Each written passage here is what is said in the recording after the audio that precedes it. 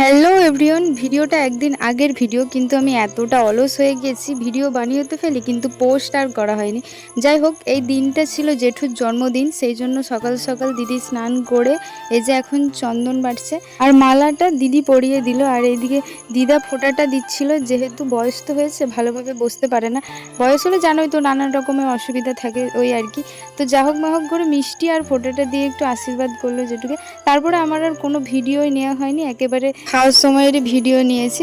জন্মদিন উপলক্ষে মাটন করার ইচ্ছে ছিল বাড়িতে, কিন্তু বৃহস্পতিবার যেহেতু, তো মাটন কাটা হয়নি, সেই জন্য আনাও হয়নি। মোটামুটি 7 রকমের রান্না হয়েছিল, তো আমরা এখন খেয়ে নিচ্ছি। আর লাস্টে এই যে আমি দই আর পাঁপড় খাচ্ছি। তো তারপরে বিকেলবেলা জেঠুর জন্মদিনের জন্য এই যে একটু বেলুন লাগিয়েছিলাম আর কি, তেমন কিছু করা হয়নি। আর একটা কেকও এনেছিল।